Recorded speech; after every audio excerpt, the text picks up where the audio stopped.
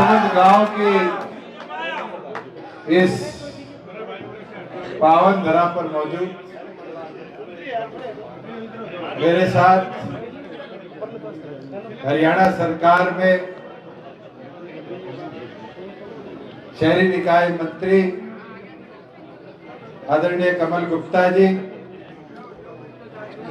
जननायक जनता party के प्रदेश के अध्यक्ष सरदार निशांत सिंह जी, आपके सुख दुख के साथी, निरंतर आपके बीच में रहने वाले चौधरी कुलदीप बिश्नोई जी, हरियाणा सरकार में मंत्री अनूप धानक जी, हमारे बीच में मौजूद आपके भावी विधायक भाई भव्य जी, पार्टी के संगठन के सचिव राजेंद्र लेताड़ी जी,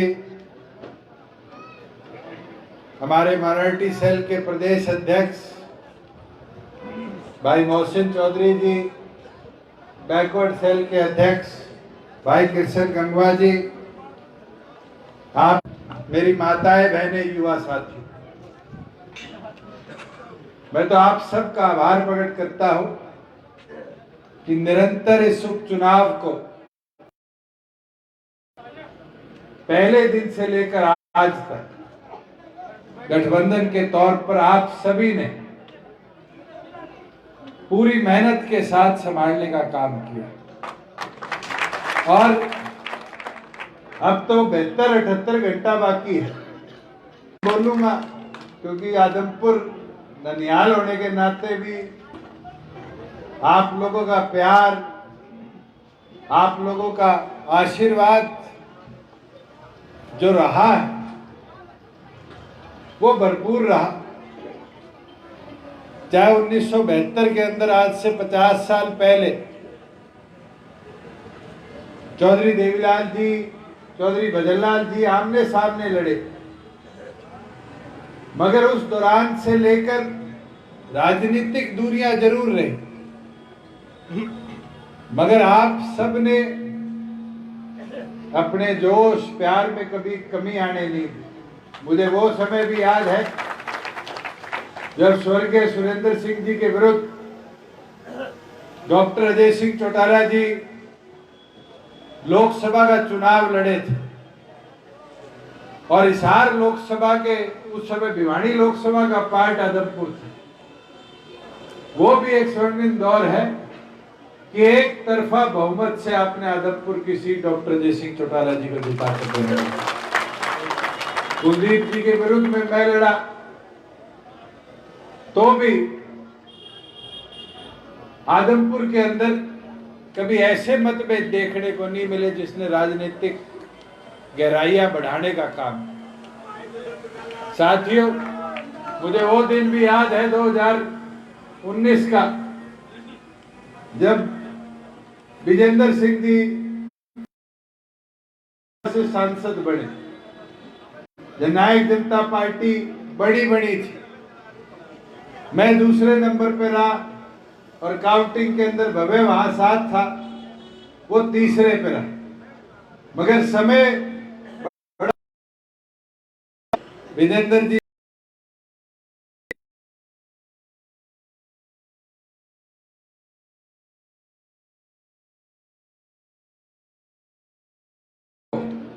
मजबूती के साथ आदमपुर से जिताने का काम।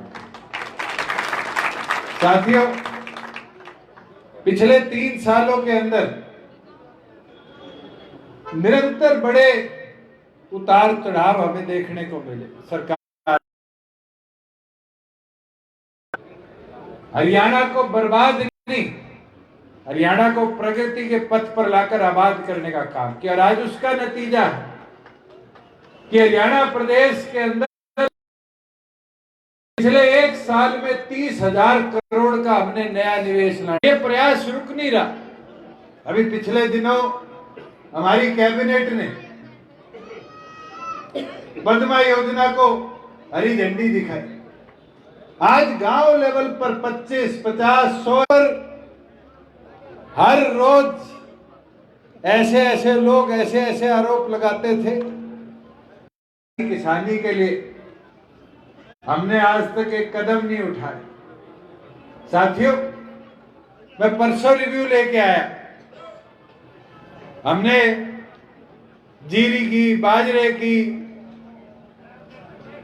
दालों की, और 1 तारीख से तो कल से मूंगफली। मंडियों में पीपे पीटे हमारे खिलाफ कि किसान के खाते में पैसा न दो, आड़ती खत्म हो जाएंगे। हमने किसान को पैसा देना शुरू किया, और जब किसान के खाते में पैसा गया तब किसान को असली।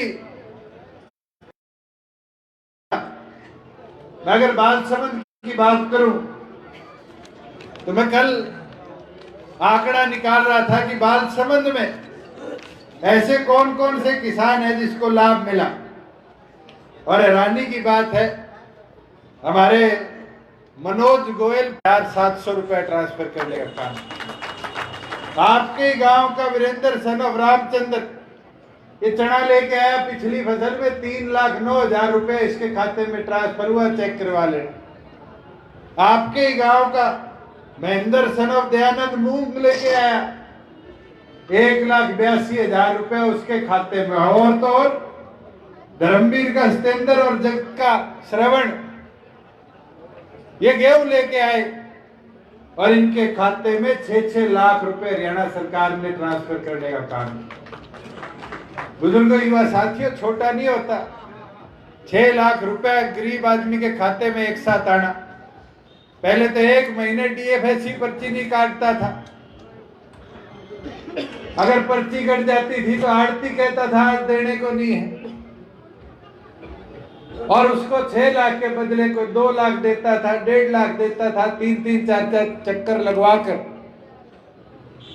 उसके खाते के अंदर पैसे डलवाने का काम करता। इसी तरीके से अगर फसल खराब होता था तो मुआवजे की मांग लेकर किसके पास जाओ, और बालसमंद वाले तो बहुत अच्छी तरह जानते हैं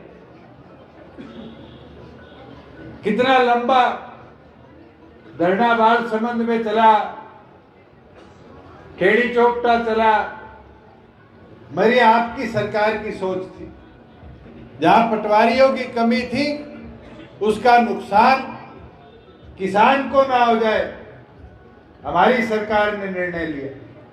और कोई बोलता हो कि हमारा मुआवजा नहीं आया, ये आपके नायब तहसीलदार के खाते में 29 करोड़ और 66 लाख रुपया हरियाणा सरकार ने भेजने का काम। ये तो मजबूरी है, कोड ऑफ कंडक्ट लगा हुआ कि किसान के खाते में आज पैसा नहीं भेजा जाता। और ये तो 6 तारीख की बात है कि अगर दड़ोली रोड जाओ तो फाटक बंद, अगर मंडी में से निकलो तो फाटक बंद, बाड़ा रोड जाओ तो फाटक बंद। आज भादरा रोड पर पुल कंप्लीट है। आज मंडी से दड़ोली वाला पुल निर्माणाधीन है, और जो मंडी के अंदर अंडरपास बनना है वो जैसे दोनों की फंक्शनिंग शुरू होगी उसकी भी शुरुआत हम कर देंगे। आज 4 रेलवे फ्लाईओवर आपके यहाँ बन रहे हैं। लगभग 100 करोड़ की सड़कों का निर्माण हो गया, और 100 करोड़ का आने वाले समय में टेंडर्ड है सड़कों का निर्माण और हम आदमपुर के अंदर कराने का काम करें। ये तो परिस्थितियां ऐसी रही कि कोरोना की वजह से काम की गति में गिराव टरकाव आया। मगर साथियों, आज आपके हाथ में समय, ये मौका है, सरकार में हिस्सेदारी डालो, इस गठबंधन को ताकत दो, 57 का 58 बनाने का काम करो। और मुमकिन जब भी होगा जब आगामी 3 तारीख को कमल का बटन दबाकर जेजेपी बीजेपी के गठबंधन के उम्मीदवार को जिताने का काम करो। साथियों, मैं एक चीज जरूर बोलना चाहूंगा, आज आप सब ने मिलकर ये निर्णय करना है। मैं देख रहा हूं बहुत से लोग यहां आ रहे हैं प्रचार में, इसको जिता दो, उसको जिता दो। इसको विधायक बना दो। मुझे एक चीज बताओ, 2 चुनाव हुए, एक कांग्रेस का साथी जीता, क्या हमारी सरकार हिली ढिली? एक उपचुनाव हुआ, इंडियन नेशनल लोकदल जीती और उस समय लोगों ने कहा कि एक विधायक सरकार गिरा देगा। इलाहाबाद के लोगों ने वहां एक बार कमी छोड़ दी। पर साथियों, मैं एक चीज आपको जरूर बोल सकता हूं कि हमने मजबूती के साथ, ये गुप्ता जी खड़े, इनको याद है जब हम सरकार में गए, भूपेंद्र हुड्डा जी कहा करते थे 15 दिन में सरकार हिल जाएगी। उसके बाद कहा गया 3 महीने में सरकार गिर जाएगी, 6 महीने में सरकार गिर जाएगी, साल में सरकार गिर जाएगी।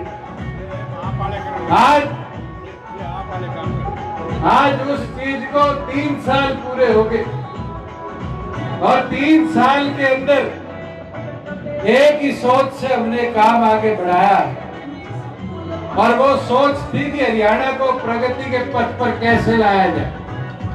मुझे याद है जब रमेश गोदारा जी आपके उम्मीदवार थे और चुनाव में मुझे आने का मौका मिला, मैं एक बात कहा करता था कि 75% युवाओं के लिए आरक्षण हरियाणा के रोजगार में लाने का काम करें। बहुत से लोग कहा करते थे कैसे ले आओगे, कैसे लाओगे। मुझे वो दिन याद है जब राजेंद्र लतानी जी, निशान सिंह जी कहा करते थे कि चौधरी देवीलाल जब पेंशन की बात करते हैं तो बंसीलाल जी कहा करते हैं मैं तो वकील हूं, पेंशन तो मैं बांध देता अगर ऐसे बंधती होती। मगर उस समय चौधरी देवीलाल जी ने कानून का स्वरूप उस पेंशन को दिया और आज वो पौधा बूढ़े बुजुर्ग की जेब में अगर बूढ़ा बुढ़िया दोनों ले तो 5,000 रुपया महीने का फल के तौर पर ला कर देने का काम करता है।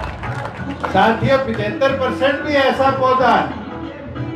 ये प्राइवेट इंडस्ट्री वाले घबरा कर कह देते हैं कि क्या होगा, हम सुप्रीम कोर्ट से स्टे विकेट कर लें और आज हाई कोर्ट के आदेश का इंतजार कर रहे हैं। पर मैं ये गारंटी के साथ कह सकता हूं कि आज जिस दिन वो कानून लागू होगा, मैं काबरेल से आ रहा था, मिंडा जी का स्कूल है, मिंडा जी की 6 फैक्ट्रियां हैं गुड़गांव मानेसर के अंदर। आज हरियाणा के 20 बालक होंगे। अगर जिस दिन लागू होगा, अगर 1000 एम्प्लॉय एक फैक्ट्री में है तो हर फैक्ट्री में 750 बच्चे अपने हरियाणा के होंगे। फिर तो मिंडा जी को भी यहाँ ट्रेनिंग स्कूल खोलना पड़ेगा बालकों की तैयारी के लिए और यहाँ से युवाओं को तैयार कर कर अपने साथ ले जाना पड़ेगा। साथियों, एक चीज आपको बताता हूं कि आज फैसलों को हकीकत बनाने के लिए हिम्मत लगती और हमने अलग अलग कदम उठाने का काम किया। मुझे याद है महिलाओं के लिए 50% आरक्षण की बात नैना चौटाला जी कहा करती थी तो बहुत से मीडिया के साथी बैठे, सर्वेश बैठा है, देशवाल जी बैठे हैं, इधर दीपक खड़ा है, ये पूछते थे कैसे ले आओगे। और आज मैं पूछता हूं, पंचायती राज चुनाव की कल पोलिंग हुई, क्या जिला परिषद में 50% औरतें उम्मीदवार थी? और देख लेना 2 को रिजल्ट आएंगे, फिर 12 को रिजल्ट आएंगे और 50% माताएं बहनें सरपंच भी बनेगी, मेंबर भी बनेगी, ब्लॉक मेंबर भी बनेगी और जिला परिषद मेंबर के साथ साथ चेयरमैन भी बनने का काम करेगी। बुजुर्गों, युवा साथियों, आने वाले समय में पूरे प्रदेश में हमें देखने को मिले। आप चाहते हो ऐसे कानून जो हमने 3 साल में लाने का काम किया और आगे मजबूती से लाने का काम करे, तो मैं कहूंगा मेरे भाई को, छोटे भाई को और मजबूती से जिताकर अपना नेतृत्व देने का काम करे। साथियों, मैं एक चीज कह सकता हूं आज कांग्रेस के लोग घूम रहे, भारत जोड़ो यात्रा निकाल रहे, उनसे पूछने का काम तो करो। भारत तो जुड़ा हुआ है, अखंड है। आज हम भारत के अंदर एकता दिवस बनाने का काम कर रहे हैं। पहले अपने कुड़बे को तो जोड़ने का काम करो। तो G29 बनाए बैठा है। प्रधानी के चुनाव के अंदर जो हुआ वो आपने सबने देखा। और एक चीज बोल सकता हूं, लोग कहते हैं 125 साल पुरानी पार्टी कांग्रेस है। मैं 2013 के अंदर एक्टिव राजनीति में आया, आज 10 साल भी नहीं हुए, पर एक चीज कह सकता, कांग्रेस 125 साल पुरानी नहीं। आज कांग्रेस थकी हुई है, आज कांग्रेस मरी हुई है, और मौका है इस मरी हुई कांग्रेस को आखिरी जो कील कहते हैं last nail in the coffin का काम करोगे। मैं तो पूर्ण एक ही चीज आपको कहना चाहूंगा कि इस गठबंधन धर्म को और मजबूती से आगे बढ़ाने का काम करो। भाई लड़ाई दो की है, तीसरा चौथा पांचवा तो 5,500-7 हजार टोटल, उनकी तरफ ध्यान मत दो। अब तो इस मार्जिन को बढ़ाओ और इस मार्जिन के अंदर अपना सहयोग और समर्थन और मेहनत के साथ इस गठबंधन के हमने मजबूती के साथ बड़े बदलाव लेने की हिम्मत रखी। बहुत क्रिटिसिज्म हुआ, मगर गुप्ता जी मेरे को बारी बारी धन्यवाद करते हैं जब मैं कोई एविएशन की बात करता हूं। मैं एक चीज बोल सकता हूं, हिंदुस्तान का सबसे बड़ा एविएशन हब कोई बनेगा तो हमारे हिसार की पावन धरा पर हम बनाने का काम करेंगे। और वहां से IRB की 3rd बटालियन रिलोकेट कर रही है। मैं तो बाल समझ वालों को कहता हूं, या गांव में टिब्बे वाली जमीनें दे दो माने, वो IRB को कहीं और जिले के अंदर ले जाने की बजाय उस IRB की 3rd बटालियन को आपके बाल समझ में स्थापित करा देते। ये दो अवसर दो और जाकर दोगा तो कराने का काम करूंगा। एक चीज याद करा देता हूं, मैं सांसद था, CM साहब उस समय अनाउंस करके कि यहाँ गर्ल्स कॉलेज बना जाएगा। गर्ल्स कॉलेज के लिए बड़ी दिक्कतें आ रही थी। कई लोग थे जो प्रयास कर रहे थे कि उस स्थान पर पंचायत की जमीन पर गर्ल्स कॉलेज ना बने। पर बताओ, जिस दिन आपका बेटा आपका भाई सरकार में आया, क्या वो जमीन खाली नहीं कराएगी? क्या वहाँ गर्ल्स कॉलेज का निर्माण शुरू नहीं हुआ? साथियों, ये जरूरी है। और आज ये कदम मुमकिन जब ही है जब आप जैसों का साथ प्यार आशीर्वाद मिलता रहेगा। और मैं तो कहता हूं, आज तो भारतीय जनता पार्टी के साथ जननायक जनता पार्टी का गठबंधन 1 और 11 वाली ताकत है। और इस 1 और 11 की ताकत को और मजबूती से आगे ले जाकर और ताकत देने का काम करो। और 3 तारीख को बड़ी ताकत के साथ हमारे गठबंधन के उम्मीदवार को जिताने का काम करो। मैं तो पूर्ण आप सब यहाँ आए, आपने भव्य को अपना प्यार आशीर्वाद दिया, इसके लिए आपका आभार प्रकट करता हूं। और यही उम्मीद करता हूं कि आगामी 3 तारीख को गठबंधन धर्म निभाकर एक साथी भारतीय जनता पार्टी का भी और खास तौर पर जननायक जनता पार्टी का भी अपनी ताकत भी दिखाएगा और अपना एक वोट मजबूती के साथ इस गठबंधन के पक्ष में डालने का काम करेगा। आप सब आए, आप सबका बहुत आभार, धन्यवाद। जय हिंद।